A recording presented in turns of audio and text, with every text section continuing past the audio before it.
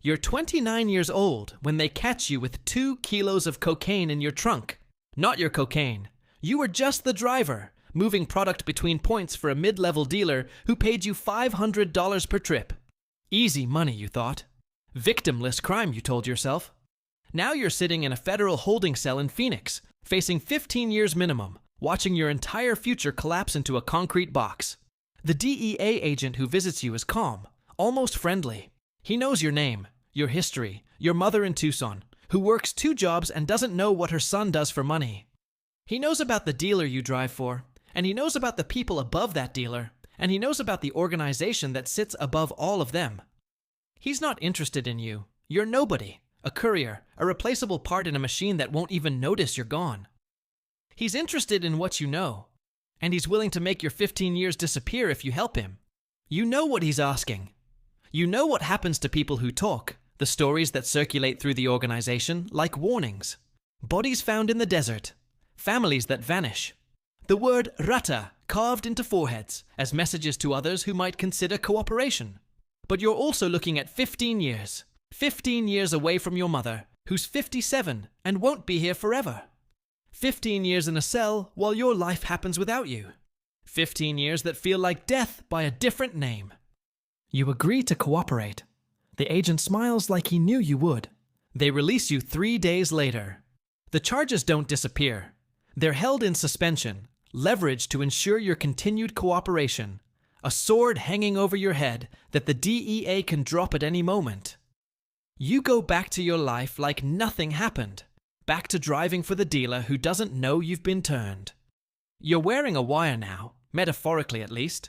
No actual device, nothing that could be discovered in a search. Just your own memory and attention.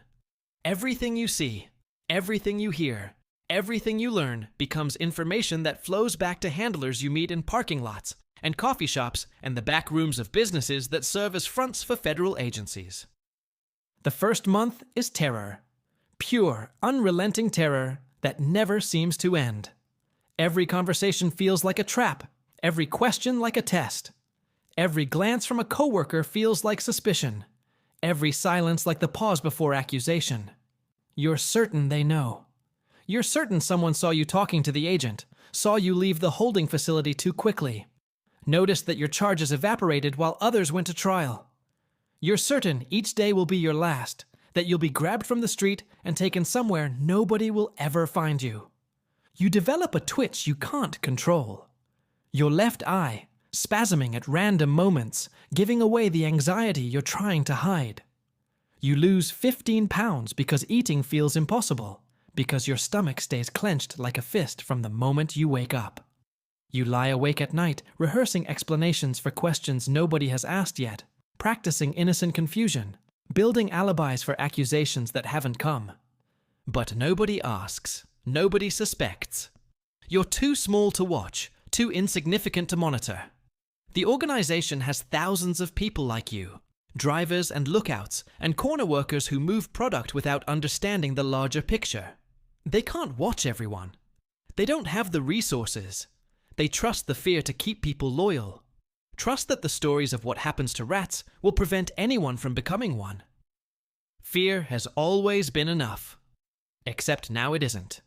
Except now you've proven that fear has limits. Your handler is a woman named Martinez. Mid-40s, quiet competence, the kind of agent who's done this 100 times with 100 informants. She's patient with you, understanding in a way that feels almost maternal. She doesn't push too hard, doesn't demand more than you can give, seems to genuinely care about keeping you alive. She explains what they need, names, routes, schedules, the structure of the organization as seen from your level. Not the bosses. She knows you don't have access to bosses. She wants the middle layer, the lieutenants and managers who coordinate operations. You're a thread, and they're going to pull you to see what unravels. You start paying attention in ways you never did before. The dealer you drive for, a man named Ruiz who seemed so intimidating when you started, now seems careless. He talks on the phone constantly, coordinates pickups and deliveries, mentions names and places without thinking about who might be listening. You used to tune out, focus on driving, Treat the job like background noise. Now you memorize everything. Every name. Every location. Every fragment of a conversation that might mean something to Martinez. You report everything, and slowly the terror begins to feel like purpose. Year 1. Your intelligence has contributed to 3 arrests. Small fish like you were, drivers and dealers who got caught because you told Martinez where they'd be and when. You don't know their names. You don't want to know their names. They're abstractions, consequences of choices you've made to avoid consequences of your own. The math is brutal but defensible. Them or you. You choose you. Ruiz gets promoted. His business is thriving, which means your access is growing. You're trusted now, brought into meetings that were above your pay grade before. You meet lieutenants who oversee entire regions. You see the flow of money and product at scales that make your